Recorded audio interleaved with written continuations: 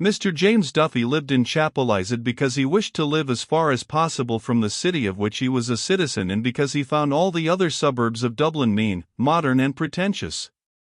He lived in an old sombre house, and from his windows he could look into the disused distillery or upwards along the shallow river on which Dublin is built. The lofty walls of his uncarpeted room were free from pictures. He had himself bought every article of furniture in the room: a black iron bedstead, an iron washstand, 4 cane chairs, a clothes rack, a coal scuttle, a fender and irons, and a square table on which lay a double desk. A bookcase had been made in an alcove by means of shelves of white wood. The bed was clothed with white bedclothes, and a black and scarlet rug covered the foot. A little hand mirror hung above the washstand, and during the day a white shaded lamp stood as the sole ornament of the mantelpiece. The books on the white wooden shelves were arranged from below upwards according to bulk. A complete Wordsworth stood at one end of the lowest shelf, and a copy of the Maynooth Catechism, sewn into the cloth cover of a notebook, stood at one end of the top shelf. Writing materials were always on the desk. In the desk lay a manuscript translation of Hauptmann's Michael Kramer, the stage directions of which were written in purple ink, and a little sheaf of papers held together by a brass pin. In these sheets a sentence was inscribed from time to time, and, in an ironical moment, the headline of an advertisement for bile beans had been pasted on to the first sheet. On lifting the lid of the desk a faint fragrance escaped, the fragrance of new cedarwood pencils, or of a bottle of gum, or of an overripe apple which might have been left there and forgotten. Mr. Duffy abhorred anything which betokened physical or mental disorder. A medieval doctor would have called him saturnine. His face, which carried the entire tale of his years, was of the brown tint of Dublin streets. On his long and rather large head grew dry black hair, and a tawny moustache did not quite cover an unamiable mouth. His cheekbones also gave his face a harsh character, but there was no harshness in the eyes which, looking at the world from under their tawny eyebrows, gave the impression of a man ever alert to greet a redeeming instinct in others but often disappointed. He lived at a little distance from his body, regarding his own acts with doubtful side-glances. He had an odd autobiographical habit which led him to compose in his mind from time to time a short sentence about himself containing a subject in the third person and a predicate in the past tense. He never gave alms to beggars and walked firmly, carrying a stout hazel. He had been for many years cashier of a private bank in Baggot Street. Every morning he came in from Chapelizod by tram. At midday he went to Dan Burke's and took his lunch, a bottle of lager beer and a small trayful of arrowroot biscuits. At 4 o'clock he was set free. He dined in an eating-house in George's Street, where he felt himself safe from the society of Dublin's gilded youth, and where there was a certain plain honesty in the bill of fare. His evenings were spent either before his landlady's piano or roaming about the outskirts of the city. His liking for Mozart's music brought him sometimes to an opera or a concert. These were the only dissipations of his life. He had neither companions nor friends, church nor creed. He lived his spiritual life without any communion with others, visiting his relatives at Christmas and escorting them to the cemetery when they died.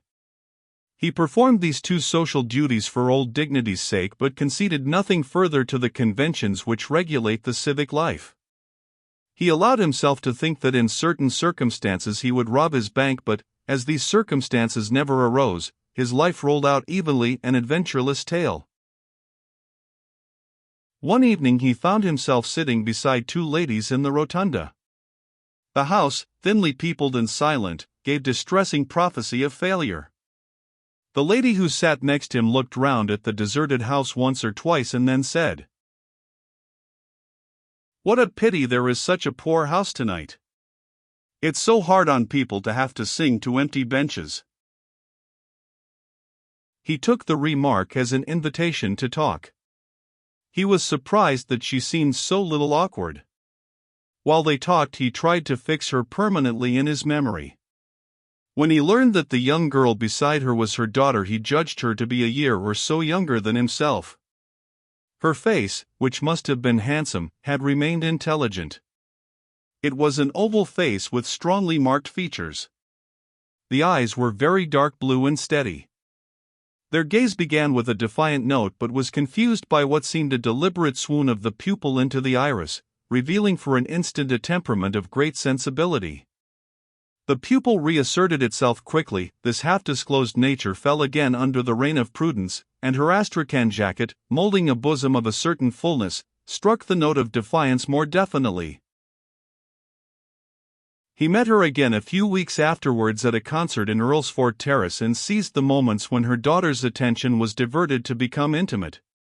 She alluded once or twice to her husband, but her tone was not such as to make the allusion a warning. Her name was Mrs. Sinico. Her husband's great-great-grandfather had come from Leghorn.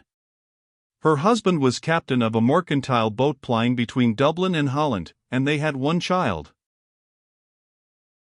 Meeting her a third time by accident, he found courage to make an appointment. She came. This was the first of many meetings. They met always in the evening and chose the most quiet quarters for their walks together. Mr. Duffy, however, had a distaste for underhand ways and, finding that they were compelled to meet stealthily, he forced her to ask him to her house. Captain Sinico encouraged his visits, thinking that his daughter's hand was in question. He had dismissed his wife so sincerely from his gallery of pleasures that he did not suspect that anyone else would take an interest in her. As the husband was often away and the daughter out giving music lessons, Mr. Duffy had many opportunities of enjoying the lady's society. Neither he nor she had had any such adventure before, and neither was conscious of any incongruity. Little by little he entangled his thoughts with hers. He lent her books, provided her with ideas, shared his intellectual life with her. She listened to all. Sometimes in return for his theories she gave out some fact of her own life. With almost maternal solicitude she urged him to let his nature open to the full. She became his confessor. He told her that for some time he had assisted at the meetings of an Irish socialist party where he had felt himself a unique figure amidst a score of sober workmen in a garret lit by an inefficient oil lamp. When the party had divided into 3 sections, each under its own leader and in its own garret, he had discontinued his attendances. The workmen's discussions, he said, were too timorous. The interest they took in the question of wages was inordinate. He felt that they were hard-featured realists and that they resented an exactitude which was the produce of a leisure not within their reach. No social revolution, he told her, would be likely to strike Dublin for some centuries. She asked him why did he not write out his thoughts. For what, he asked her, with careful scorn. To compete with phrasemongers, incapable of thinking consecutively for 60 seconds? To submit himself to the criticisms of an obtuse middle class which entrusted its morality to policemen and its fine arts to impresarios? He went often to her little cottage outside Dublin. Often they spent their evenings alone. Little by little, as their thoughts entangled, they spoke of subjects less remote. Her companionship was like a warm soil about an exotic. Many times she allowed the dark to fall upon them, refraining from lighting the lamp. The dark, discreet room, their isolation, the music that still vibrated in their ears united them. This union exalted him, wore away the rough edges of his character, emotionalized his mental life. Sometimes he caught himself listening to the sound of his own voice. He thought that in her eyes he would ascend to an angelical stature, and, as he attached the fervent nature of his companion more and more closely to him, he heard the strange impersonal voice which he recognized as his own, insisting on the soul's incurable loneliness. "We cannot give ourselves," it said, "we are our own." The end of these discourses was that one night during which she had shown every sign of unusual excitement, Mrs. Sinico caught up his hand passionately and pressed it to her cheek. Mr. Duffy was very much surprised. Her interpretation of his words disillusioned him. He did not visit her for a week, then he wrote to her asking her to meet him. As he did not wish their last interview to be troubled by the influence of their ruined confessional, they met in a little cake shop near the park gate. It was cold autumn weather, but in spite of the cold they wandered up and down the roads of the park for nearly 3 hours. They agreed to break off their intercourse. "Every bond," he said, "is a bond to sorrow." When they came out of the park, they walked in silence towards the tram, but here she began to tremble so violently that, fearing another collapse on her part, he bade her goodbye quickly and left her. A few days later he received a parcel containing his books and music. 4 years passed. Mr. Duffy returned to his even way of life. His room still bore witness of the orderliness of his mind. Some new pieces of music encumbered the music stand in the lower room, and on his shelves stood 2 volumes by Nietzsche, Thus Spake Zarathustra and The Gay Science. He wrote seldom in the sheaf of papers which lay in his desk. One of his sentences, written 2 months after his last interview with Mrs. Sinico, read, "Love between man and man is impossible because there must not be sexual intercourse, and friendship between man and woman is impossible because there must be sexual intercourse." He kept away from concerts lest he should meet her. His father died, the junior partner of the bank retired. And still every morning he went into the city by tram, and every evening walked home from the city after having dined moderately in George's Street and read the evening paper for dessert. One evening, as he was about to put a morsel of corned beef and cabbage into his mouth, his hand stopped. His eyes fixed themselves on a paragraph in the evening paper which he had propped against the water carafe. He replaced the morsel of food on his plate and read the paragraph attentively. Then he drank a glass of water, pushed his plate to one side, doubled the paper down before him between his elbows, and read the paragraph over and over again. The cabbage began to deposit a cold white grease on his plate. The girl came over to him to ask was his dinner not properly cooked. He said it was very good and ate a few mouthfuls of it with difficulty. Then he paid his bill and went out. He walked along quickly through the November twilight, his stout hazel stick striking the ground regularly, the fringe of the buff mail peeping out of a side pocket of his tight reefer overcoat. On the lonely road which leads from the park gate to Chapelizod he slackened his pace. His stick struck the ground less emphatically, and his breath, issuing irregularly, almost with a sighing sound, condensed in the wintry air. When he reached his house he went up at once to his bedroom and, taking the paper from his pocket, read the paragraph again by the failing light of the window. He read it not aloud, but moving his lips as a priest does when he reads the prayer secreto. This was the paragraph. Death of a lady at Sydney Parade. A painful case. Today at the City of Dublin Hospital the Deputy Coroner, in the absence of Mr. Leverett, held an inquest on the body of Mrs. Emily Sinico, aged 43 years, who was killed at Sydney Parade Station yesterday evening. The evidence showed that the deceased lady, while attempting to cross the line, was knocked down by the engine of the 10 o'clock slow train from Kingstown, thereby sustaining injuries of the head and right side which led to her death. James Lennon, driver of the engine, stated that he had been in the employment of the railway company for 15 years.